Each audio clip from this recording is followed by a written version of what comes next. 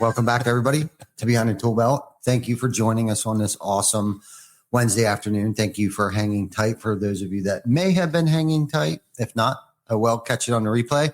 But this is episode 263 of Behind the Tool Belt. Stay tuned for our, what do we call them? Our intro from our sponsors.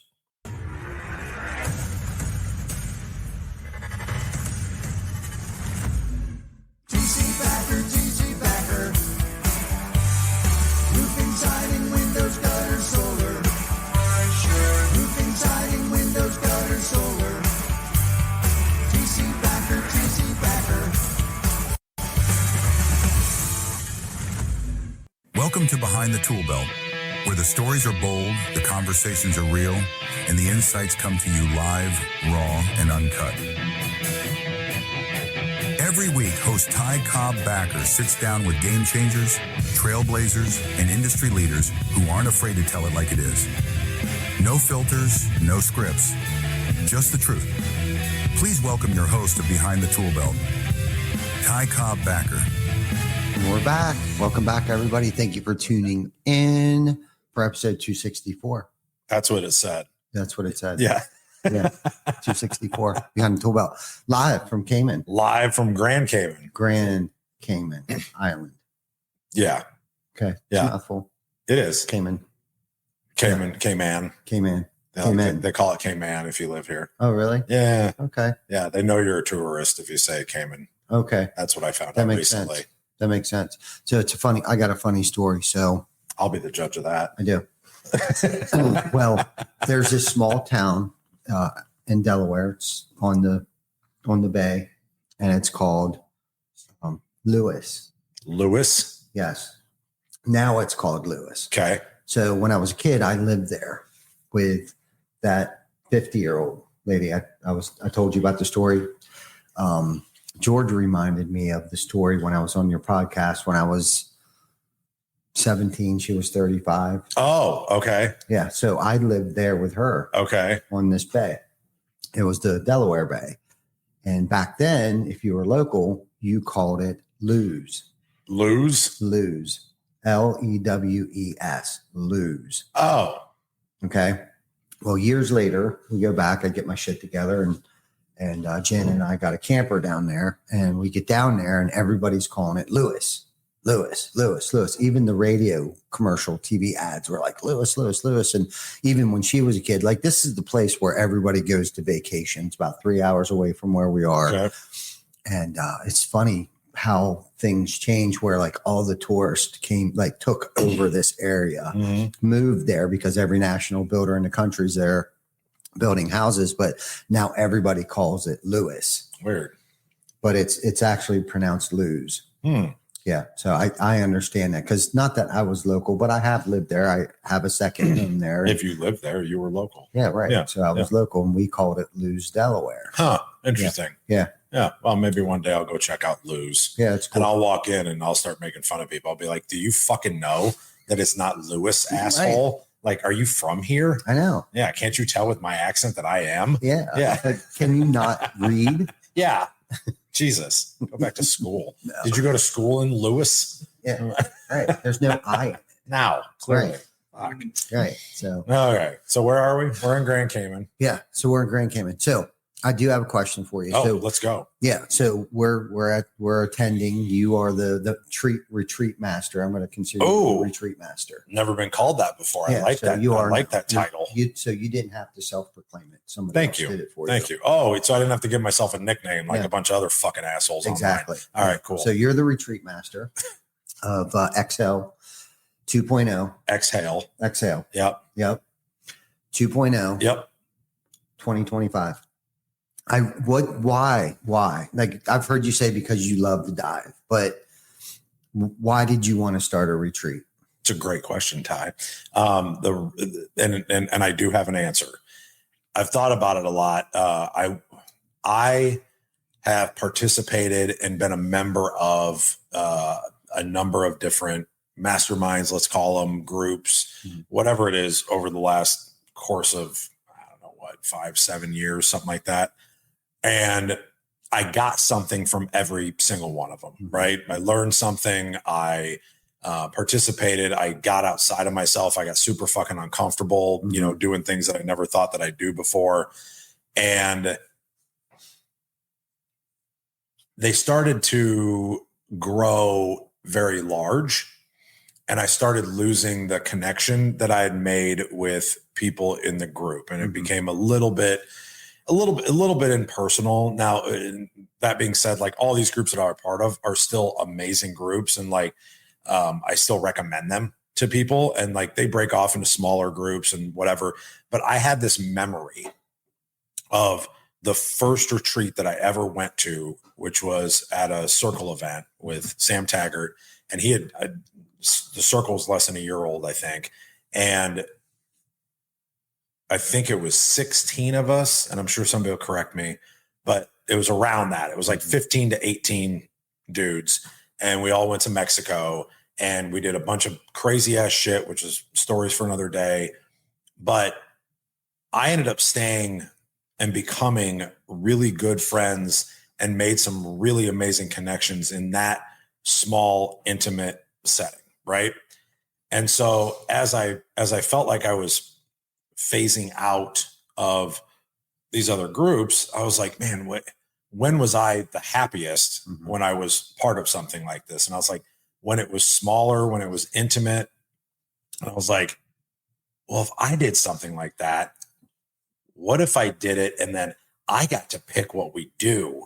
Oh, well, I love to scuba dive. That'd be a really cool thing to share with people that maybe haven't done it before, or bring experienced divers on so that we can all relax and go dive and have a good time. But then when I did the little play on words and called it the underwater unmastermind, was because I didn't want it to be people showing up and thinking that we were going to be sitting in a room with a whiteboard all day with content, right? There's a time and a place for content. And we've had Dr. Gary, who's going to come on here in a little bit. Like I've brought somebody in to like talk to us about breathing and exhaling and like slowing down our heart rate and checking our HRV and all these different things that he's teaching. But it's like 2 hours of the day, right? In the morning, max. And then it's diving, hanging out, talking, getting to know each other and forming some real connections, right? Which, not to plug, but is the basis of my book that's coming out that's called Shut the Fuck Up and Listen More. And it's how to build better connections with the people around you. And so I really wanted to see if I could pull off facilitating an event like this. And so last year was the first annual Exhale retreat, which thank you, William Rankin, for helping me come up with the name for that. And I want to keep doing it. If people still want to go, I'm going to keep doing it. I told everybody when we started that night, I don't do this for money. I do not make a bunch of money on these things. I barely do better than break even most of the time on these, but I thoroughly enjoy being here and watching. It's like being a dad, because you watch the fucking room, you watch everybody else get to interact. And yeah, I jump in and I do stuff and I talk and whatever, but I get to watch everybody else grow and learn and learn from the other people that are here. And it's a great addition to the cult culture movement, which you're a part of, and just an opportunity for us to get outside of that. And so that's the real reason, is that I equated this to, as an alcoholic, trying to find that first high again. Yeah.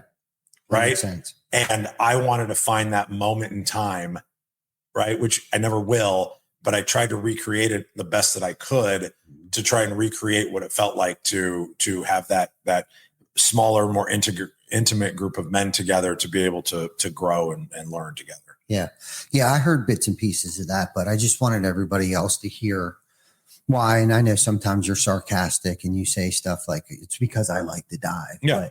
But and that's fair. That is part of it. Yeah. Sure. Right. And that's cool too. Yeah. And the other night you said that you don't do this as a business. Right. You're not in it for the money. And we know that. That's why you could probably have had 23 to 30 people here easily, I'm sure. And the cool thing that I like about it is that it is like 9 or 12 of us, whatever it is, not 9 of us this year, I think. Yeah. 10 with me. 10. Yeah. And that's what I really like about it, and the intimacy of it and the connections that you make, like Mike Goldstein, who'll come on shortly here, but is it Goldenstein, isn't it? Yeah. Okay. Goldenstein. Just making sure. Yeah. I just thought I never say anything right. Yeah, it's okay. Yeah, so he's in the room, I just thought I'd make it embarrassing and a little awkward since he was here. Yeah, well, I don't even know what episode this is. So. Yeah, I know. It's 274. Yeah. Something like that. Yeah. I know we're coming up on our 5th year anniversary. So, but no, and what selfishly, myself personally, like, I like to come to something like this, especially when you're involved, because I have to travel. Like I've said this a couple of times since I've been here, like I have to travel usually halfway around the country to be around people like you that motivate me, that push me to be a better human being, a better entrepreneur, better father, just really pushing me outside of my comfort zone. The whole diving experience is just a totally different level of uncomfortability. I mean, there's nothing really comfortable about it on your first couple of dives. Right. Okay. But once you get through that, it's just like anything else before, there's always pain before growth. And for me, it was very painful. I played a lot of head games with myself on why I didn't want to come here. And you had to listen to a lot of that. Like, I'm coming, I'm not coming, I'm coming, with every excuse in the world. And we'll probably laugh about that for years to come. But I made it, came back, and I saw that you're bringing other newbies into the fold as well, and pushing them. And like you mentioned earlier, you're kind of like dad, and I think the one little piece that you left out is like watching people grow. Yeah. Like you're like, the retreat master, and, but you, in all seriousness, it's pretty rad, to be a part of this for the second year. I'll keep coming back until you tell me I can't come back, only because of it is, each dive is different. There was one dive, I don't know, yesterday. It's like the second dive that we took. I jumped in, mask filled with water, couldn't get my ears stabilized. It was off. It started out wonky. Yeah. And I realized that I was the problem. It wasn't that there was something wrong with the equipment, not that the conditions were perfect, that I needed to just stop being a part of the problem. So lifted my mask up, did my thing, cleared it out, swam back up a little bit, let my ears pop, come back down. And for me, especially diving and golfing, there's a lot of life lessons learned on the golf course. Yeah. Okay. Same with diving. There's so many different things that you could apply to your life. Like, get out of the way, stupid. Stop being the problem. Just take a breath. Take a breath, and thriving in chaos, because I always equate it to like if you watch, like any old military movies, or if you've ever done any, I did a like a SEAL training thing for half a day in San Diego. And the big thing that they were trying to teach you was how to eliminate the outside noise so that you can actually focus on the thing that you're doing right now, because none of this matters. Mm-hmm. What matters is what you have to accomplish right now. Right. And the example that you just gave is fucking perfect, because I jumped in, my mask flooded, something was fucking with me, my ears were screwed. Mm-hmm. But if you just stop, mm-hmm. if you just stop and breathe and go, okay, step 1, equalize. Step 2, take off my mask, clear it, put it back, right? Mm-hmm. And like, you just step by step do it. All of a sudden you're like, yeah, and I'm back. Yeah. Right. And was that the feeling? Dives. Yeah, it was one of the best dives. Right. But you just had to get through that. I was so quick to like, okay, I'm not doing it. Right. I'm done. You know what I mean? But then it was like, that's your first immediate, because your heart starts fucking racing, right? Because you're underwater. Yeah. Right. So like when I jumped in today, I've got a thing on my second regulator on my second stage, mm-hmm. that for some reason, when I jump in once in a while, it fucking goes, mm-hmm. and air just starts blowing out of it. And so I've learned, like, I have to fucking beat on it on my shoulder, or I literally unplug it, mm-hmm. and then I'll plug it back in while I'm underwater. But if you notice, like, I don't put all my gear on and then like do the giant, like I grab my fins and I jump in and I'm putting my fins on like as I'm going down. But then this thing's fucking going and it hasn't happened the whole time we've been here. And it happened today on the second dive, but I've seen it so many times now. I just know, and I know to expect it. And so it doesn't freak me out when it does happen. Right. Yes. And so the more you do anything in life, whether it's in business and life and work, whatever, the more you do something and you don't overreact to the situation, you're able to thrive inside of that chaos. And everybody sees you as the calm force, right? When everybody else is doing this and you're like, no, this is the way we go. This is what we do. Like we're fine. Right. Like that's what's cool. And I can honestly say this, and I'm not just sitting here stroking you, but since last year, there's been some things that have popped up, not in personal stuff, but in business that I feel like I've actually been able to deal with better. Sure. Or dealt with it in a good way. Okay. Than I probably would have prior to coming to this. And I'm going to say it was because of the trip last year and putting myself under so much emotional turmoil and trying to figure it out on my own, because it's not going to be a good idea too. I think it's a good idea, but, and I'm just going to use this. I'm going to tell you what one thing that came up so we had a sales manager down at one of our locations and we found out that they were washing checks. Okay. And one of my, he's actually the vice president of the Southeast division, and he was fired up. Right. And he was like, I want to kill this dude. We're going to do all this stuff. Yeah. And Kim came over and his wife was there. They just happened to be up at our office for training. So we were all in the same room and this gentleman happened to be there too. They were all up there. And Sam was doing the invoicing. The homeowner reached out and said, hey, I already paid the deposit. And she actually sent us the copy of the check that she sent. She must have took a screenshot of it for whatever reason, and then sent us a copy of the check that got returned to the bank after it cleared. It had his name on it. And everybody, Kim was tripping out. I think she was tripping because she thought I was going to be tripping. Yeah. Okay. Because I've worked with her for 11 years. So she knows. She knows. Yeah. Right. Like I think she was waiting for me to go out there because he was sitting out in the conference room. Yeah. And I'm excited to hear how this but goes. I was like the quiet, during the storm. I was like, look, this is what we're going to do. He's basically going to have to get off our property. I don't care how he gets home. He has all of his equipment here because he brought it with him. I was like, just simply, he's got to go. And as things come up, we'll deal with it. Yep. And Mike was fine. And I didn't fall into the chaos either. Like I didn't let it, I just thought, you know what, there could be a lot worse things that happened.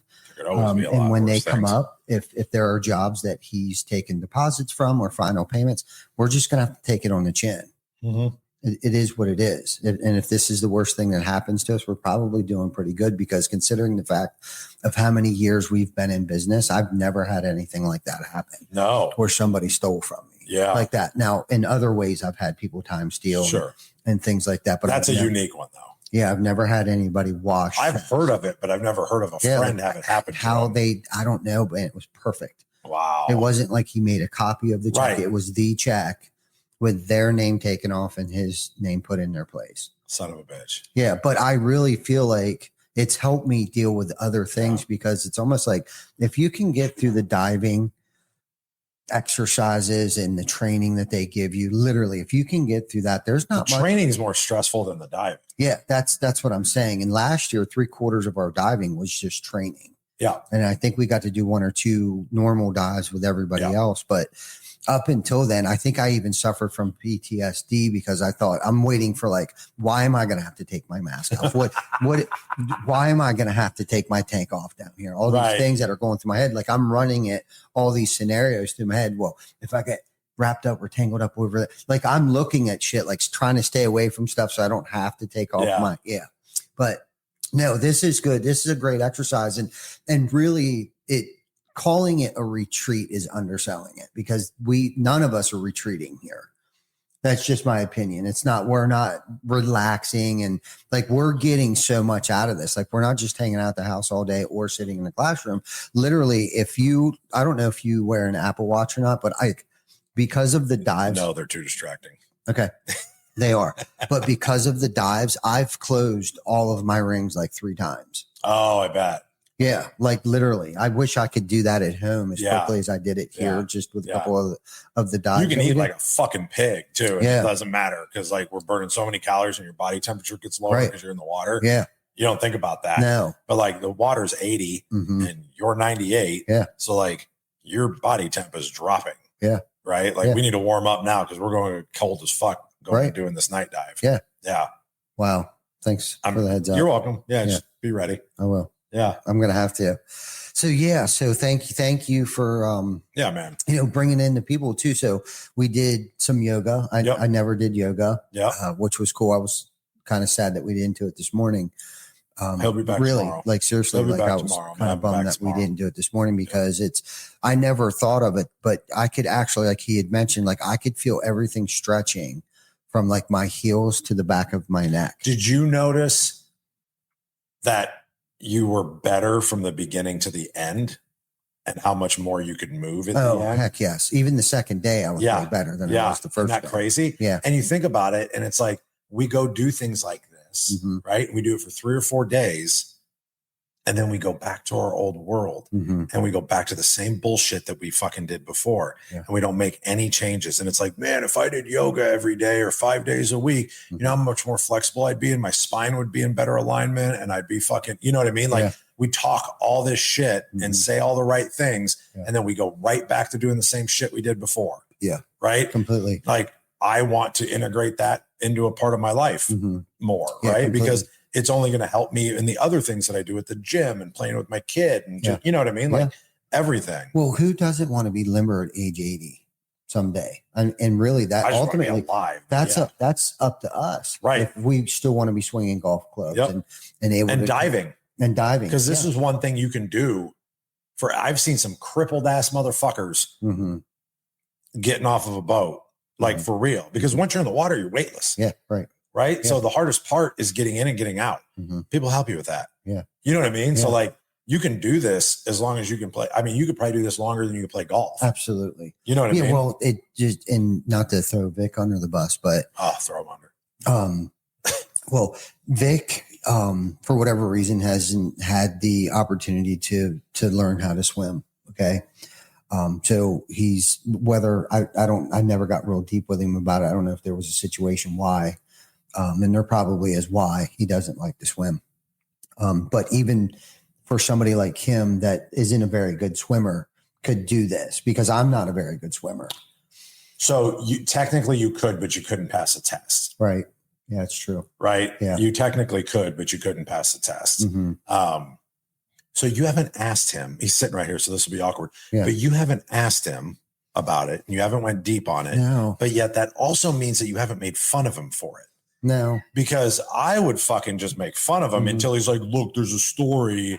My sister drowned and like, I don't fucking like swimming. Well, I know at some point in time, Vic, the more I yell at Vic, it doesn't. The less he listens. Yeah, it doesn't help. So but even like bullying, like no, like really? I've made him feel like the biggest piece of shit in the world. Or you thought you did. It lasts for like 3 days. Like if I ride his ass, like, dude, you got to go to meetings. Or whatever the case might be. It works for about 3 days.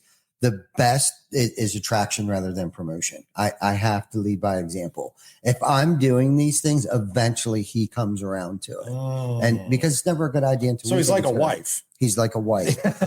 He is like a second wife. Because that's basically how we get our wives to do anything. Yeah. Is like do it long enough. They're like, well, I want to do stuff with you. Well, fucking learn how to do fun shit then and quit being a goddamn buzzkill, Vic. I mean, wife. I mean, fuck. Well, I mean, he does come, but I know him. Yeah. Do you know what I mean? And I know he feels it. Like when he missed, not Starfish City, it's Stingray City. Yeah. The other morning, I knew he was going to beat himself up. And that was the one too that you should have been on. But yeah. Like I knew I didn't have to say anything to him. Yeah. Like I knew it. Now, don't think for 1 minute I won't bust his ass. Okay. Good. I do bust his ass. Okay. Balls will be busted. Yes, totally. I do. But I also know when to stop. Got it. Okay. Yeah. All right. Fair enough. The message. I know when he hears the message. So here's what we'll be doing different next year. Okay. I have decided that there is going to be an application process. Okay. Certain people like returning members might not have to. But like, I am going to be very intentional. And I think I'm going to break it up into, there's going to be 2 different trips. And one is going to be for a certain group, whether it's experience or it's just like the people, whatever. And then there's going to be another one for people that need a lot more help.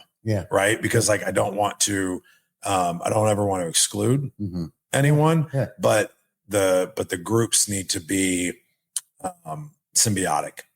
Right. And the first group is always special whenever it's a first group, right? Like that was super special.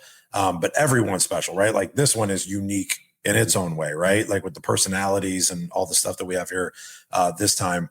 But I am going to, I think for, you know, whether it's late 25 or 26, when we do the third one, I'm going to do some type of like application process to vet. And not that nobody here would have made the cut. Like that's not why I'm saying that. It's just, I want to, as this continues and grows, there's always going to be a cap to it, which means some people are going to be left out. You know what I mean? And I'm going to feel bad about that. Are you warning me that I'll be left out? Yeah, I wanted to do it live on air. Just but not direct. Right. I wanted to be very passive aggressive in my delivery of it, just to make sure, similar to how Mike would deliver it, that kind of news to you. But no, I think that honors what we're trying to do. Right. I think that honors what we're trying to do, because the diving is amazing, but I truly think that by having multiple nights and it not being just a 1 night, 2 night deal, right? Like we're here for 4 days of diving. So 5 nights, 4 days, right? Every night you get a different opportunity to organically connect and have conversations with people, right? I don't go out and hold people's hands and be like, you have to do this, right? If you choose not to participate, well, you spent the money, right? You got the responsibility to get whatever you're going to get out of this. And if you also don't participate, you won't be coming back. Like you're not going to be asked to come back if you don't participate in what we're doing, right? Like that's obvious. But nobody's done that. Right. Because everybody's like, I'm here for a reason. And I want to get to know people better. And there were people on this trip that I knew. I mean, it's my fucking trip. Like I know them, but I didn't really know them. And I've gotten opportunities to sit down and dig a little bit deeper for an hour or 2 or whatever. And I think that's the stuff that we're missing, right? Is having those sit down conversations and really getting to know each other. I think it's the reason both of us do this shit, right? Because we get to sit down and have conversations with people. And I don't know, I think it's powerful. And like I said, I appreciate you saying that you'll keep coming back as long as I let you. I'm going to keep having them as long as anybody gives a fuck to be here. Right. And if they don't, then maybe it'll just be me and you. And I'm cool with that too. Right. If everybody says fuck off, I don't want to hang out with Eric, I'll be like, that's cool. Well, and let's talk about George and Big Kev and Primo and to the team that you got, or wherever they came from, right? Like very, very, very fortunate. You know, I mean, George is my brother-in-law. So obviously, you know, that's an easy play there, you know, to get him to ask. But the people that he surrounds himself with, right? With Frazier. I mean, for instance, so Frazier came down here, and George and Frazier worked together 25 years ago for 12 years on the East Side, and stayed friends forever. Frazier does not live here. Frazier lives in Florida now. And comes down often, but doesn't fucking live here. This is not what he does for a living. And he sees what we're doing online and like thinks it's cool. And George is like, hey man, like Eric's doing this again. Would you be interested in coming down and helping facilitate? And literally, and he just looked at George and was like, yeah, I'd love to do that. Like, fuck, man. Like I can't even thank him enough, right? Like money doesn't thank somebody for that. Right. Like genuine gratitude. And the guys on the boat and Ernie, the chef, like I think we all can agree that we've all put ourselves in some places in our life that we probably don't deserve, but to have the people around me that I have, in moments like this, that I know I can count on, all the time. And I know that, you know, if somebody is here at this event and doesn't either A, enjoy it, or B, doesn't get anything out of it, I can feel good knowing that that's on them. Mm-hmm. Yeah, right. For sure. Now, that being said, I still put it all on me. Mm-hmm. Right. And I still sit there at night going, fuck, I hope that, you know what I mean? Because I worry about, of course, what everybody's experiencing, right? Mm-hmm. Especially when you pay to, you know, do something. Yeah. But at the end of the day, I feel good because I know that we have amazing people here. Yeah. And if somebody doesn't get something from it, that it can't be on me. No. I think we've put the pieces in place that we needed to. Yeah. But yeah, man, I could do this shit forever. Like, I would love it if this could be my job. Yeah. Right. Like I said in the beginning, this is not my business. It's not how I make money. Yeah. Would be really cool if I could, but it's not. Yeah. No, it's good. And so Vic, why don't you get Dr. Gary? Yeah, get Gary. And so, so everybody knows we brought Gary in because I wanted to have somebody smarter than me teach everybody how to change their state and become calm and solve problems in that. And he came in with so much science and shit I can't even explain, that it'll be great to have him come join you, and then I can go shower and shit. Yeah. All right. There you go. Thanks, Mike, guys. why don't you swing in here too? We got Mike Goldenstein. Stein. Like a stein of beer. Yeah. Why don't you come on in here? Everybody, Dr. Gary. Hi. Yeah. I'm not sure what your last name is. Montemayor, but Dr. Gary's fine. That's what I go by. We'll keep it at Dr. Gary. Mike? Hey, I'm Mike. Goldenstein. Yeah. Yes. So we don't have any more mics. Okay.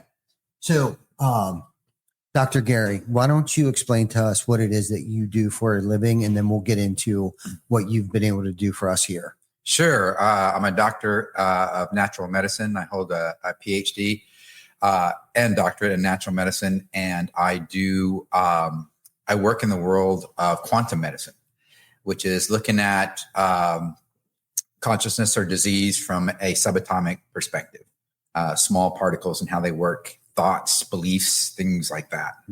So what I was doing here is leading participants in neurofeedback meditation, let them hear their brain waves, let them see their brain waves, let them feel their brain waves.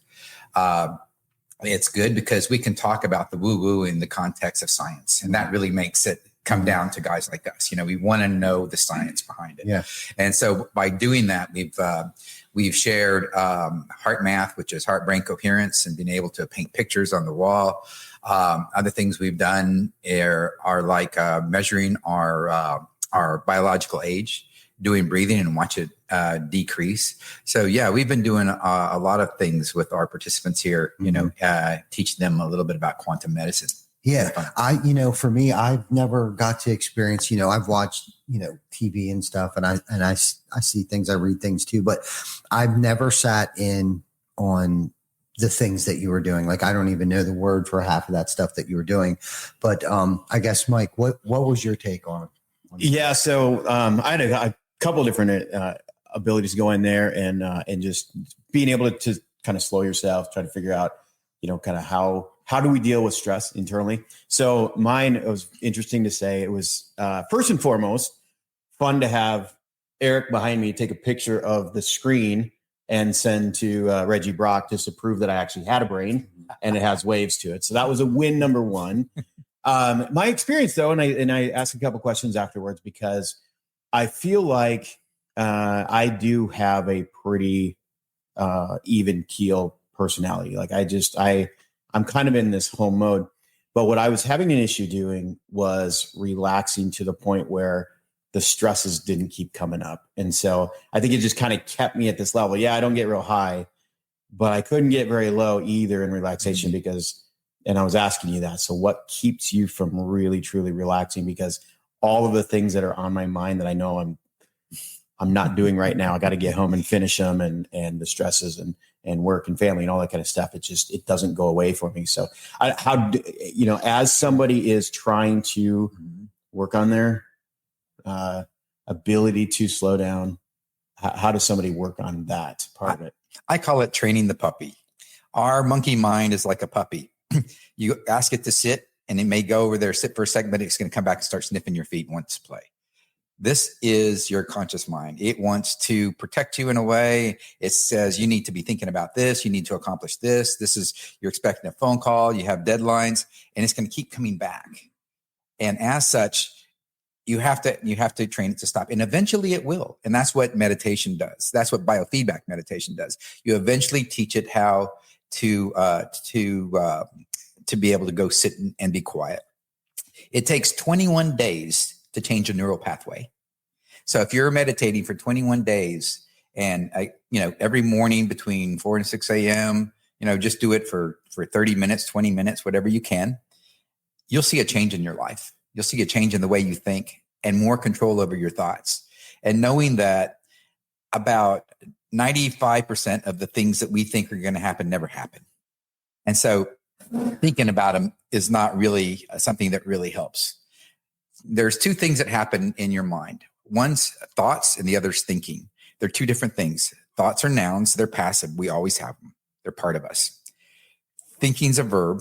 It's active and it's a choice. The only time we think is when we think about a thought. And when we're in the present moment, think about that. When we're in the present moment, when you're truly in the present moment in meditation, you can't think. You're actually in the zone.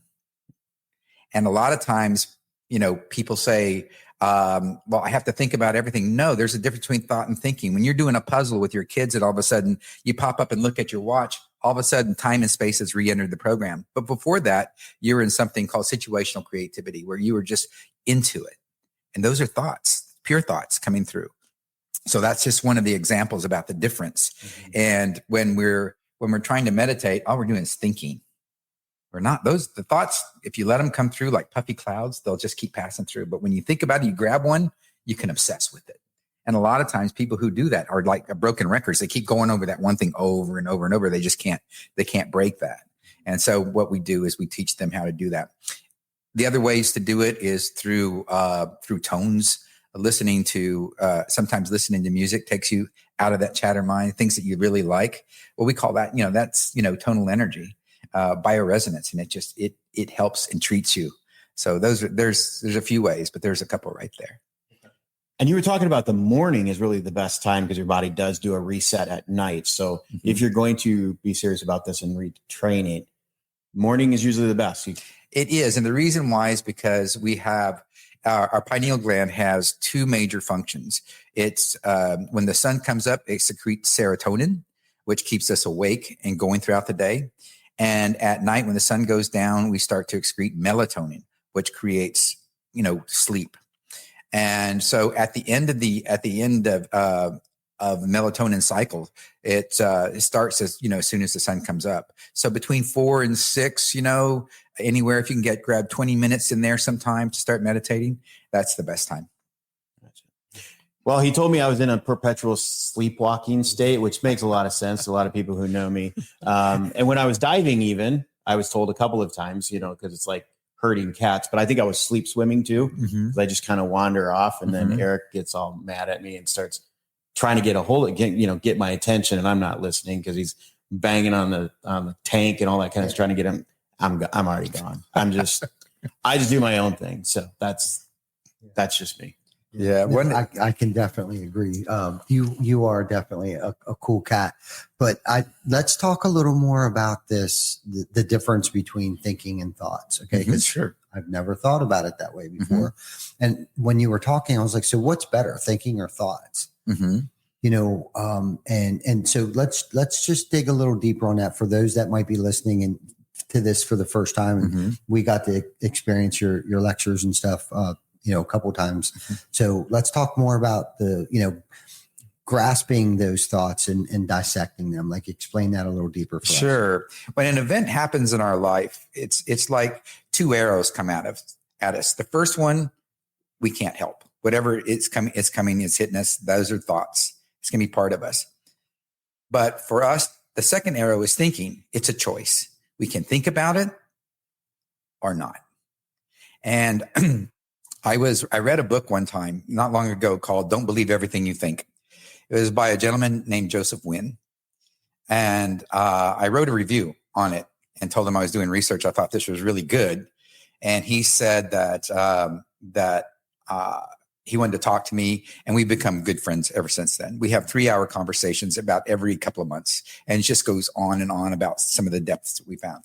And in his book, he said that thinking is the cause of all human suffering. And I said, we got to get into this because, what you're saying is very profound. And he said, sure, it's really simple. You think about a thought that, is bothering you, and it's going to be that broken record, and it's going to be suffering because you're not educating yourself. You're not doing anything. You're just going in a circle. Mm-hmm. You're chasing your tail with that thought, with that thinking. And he says, there's nothing we can do about, things that come at us, that first arrow, but the second arrow is a choice. And I thought that was really profound. Mm-hmm. So how can we think more positive thoughts? Right. Well, that's good. First, we got to understand our thinking pattern. We have 60,000 thoughts in a day, and 85% of them are negative, and 95% of them are the same thoughts we had the day before. So we're in a pattern. And of those negative thoughts, only 7% are judgments on other people. The rest of it's judgments on ourselves. Mm-hmm. And so that when you constantly do that to yourself day in and day out, it's going to have an effect on who you are. Your character, what you manifest in your life and things like that. So that's one of the things that we have to, realize is that, we have so many negative thoughts that we need to start changing that pattern. Mm-hmm. And there's a new paradigm. And that's why people are turning to different things like cold plunge, meditation, some of them are doing ayahuasca and bufo and things like that, just to get out of that state mm-hmm. of that constant negative thinking. Yeah. Yeah. So what would you suggest somebody would do to change that paradigm? Mm-hmm. Other than, I guess, meditation, cold plunge, like self affirmation, right. Stand in front of the mirror and say positive. Absolutely. One of the things that we do a lot, you guys are scuba diving.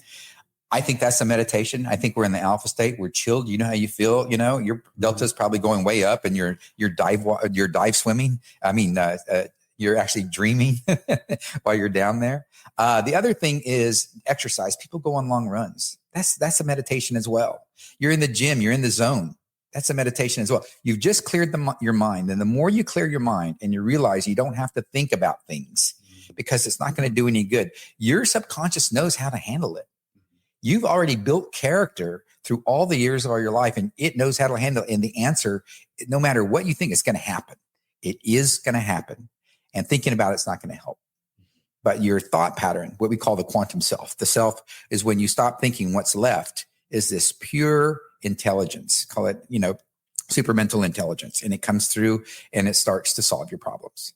One of the things we did today was heart math. And when we actually started doing heart-brain coherence, and we're able to paint pictures on the wall and things like that with a software program, that in itself will start to create and slow down thinking patterns that are constantly causing negative thoughts. So a couple of minutes a day, sometimes 2 or 3 times a day, just doing that breathing technique along with putting attention to your heart and thinking about really good things and breathing those sentiments in and out of your heart. Your heart actually has more communication with your brain than your brain does your heart. And that it has neurites, thinking, and we call it the cardiac complex. And that in itself is pretty amazing connection between heart and brain. So this group of guys are typically entrepreneurs, high achievers. We have this level. We're just high all the time. But talk a little bit, because you mentioned it shortly, but didn't really get into it much. That disruption of trauma in somebody when they experience a significant trauma, and now you're trying to get back into, whether it's meditating or getting back into a state of confidence and relaxation. How does trauma come in, and how does somebody deal with a disruption to their normal rhythms like that? Sure. One of the things that we learned today was heart math. And whenever you have a trauma, the emotions appear in a part of the brain called the amygdala. And when they appear there, you react to them because they're either a sense, a visual, an auditory, or a feeling. And any one of those things come in can trigger that trauma and start you thinking about it. Okay. And so by doing heart math, and I'll tell you a little story about thought and thinking that happened to me. I was doing 7 days of really intense research in Barcelona last year, and I was at a very busy intersection. It was the 8th day. All that was over. I was going to go to a paella cooking class in Barcelona. I'd never been there before, so I signed up. My wife wasn't with me because I had this big long event, so she stayed home. And as I'm sitting at this busy intersection, a child runs across the street and gets hit by a taxi cab.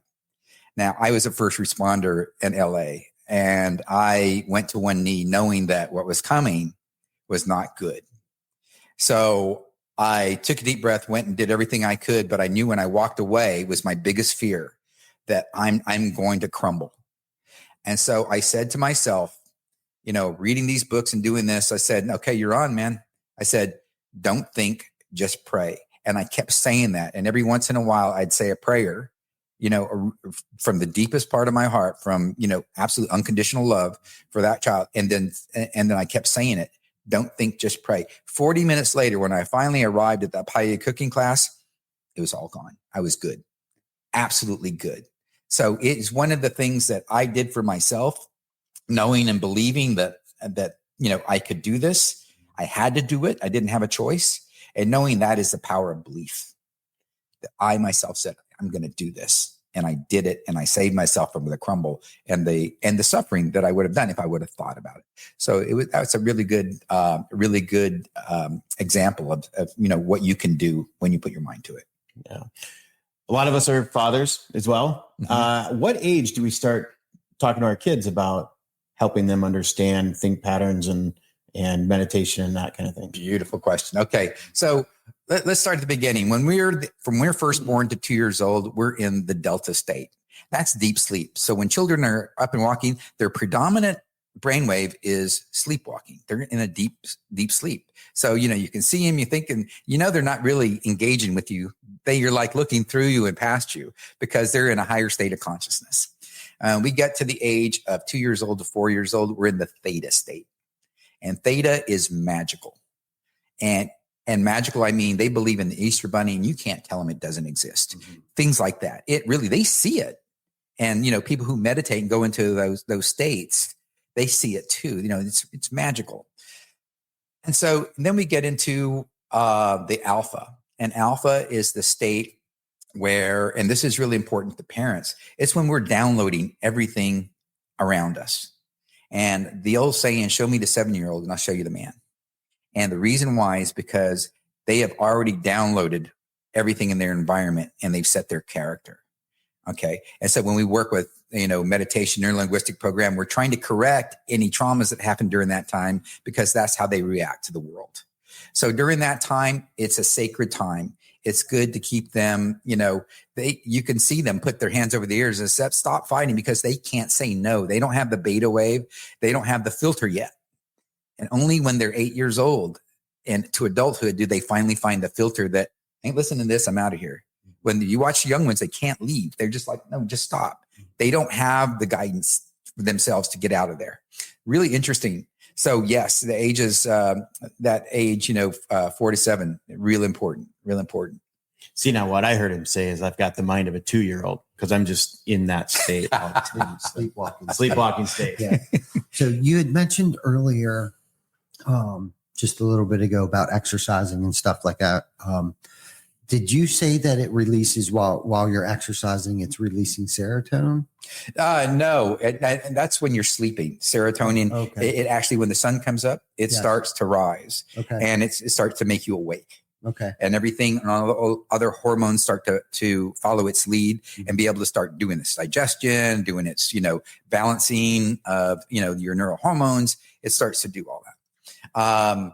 And so, Yeah, that's what serotonin does. But when you exercise, you get endorphins and enkephalins, things like that, especially when you're pushing really hard. That gives you that euphoric feeling. Yeah. And but it has nothing to do with serotonin. Okay. Yeah. I wasn't sure because I know when I exercise, obviously I start to feel better. And I read somewhere, for cardio, I tend to walk, sometimes indoors, sometimes outside, but I when I can walk outside, I do when I have the time. But I read about 20 minutes into it, most people start to feel like a sense of euphoria.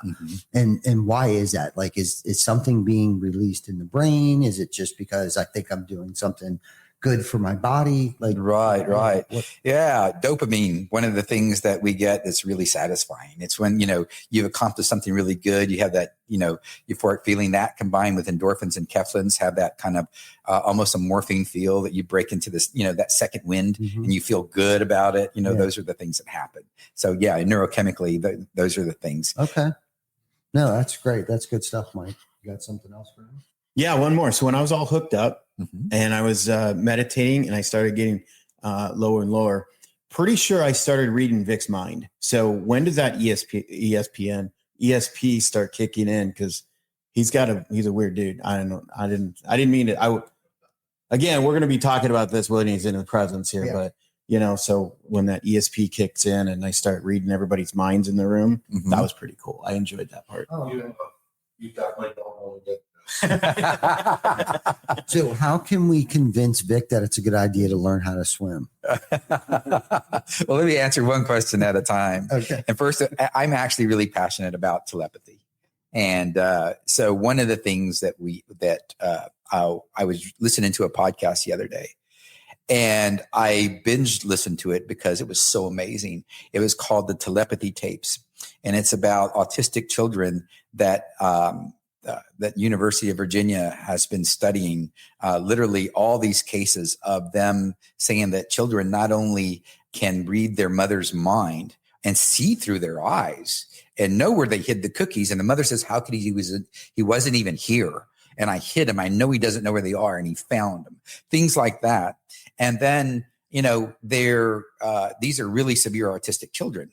And they were finding, and they were doing these tests, and they put, mom in this room, and they'd have a film crew, scientists in the other room with a child, and they hold up an Uno card. You could tell you the color. Then they were doing mathematical formulas, on the calculator, and he'd give them the answer, knowing that he could actually see it.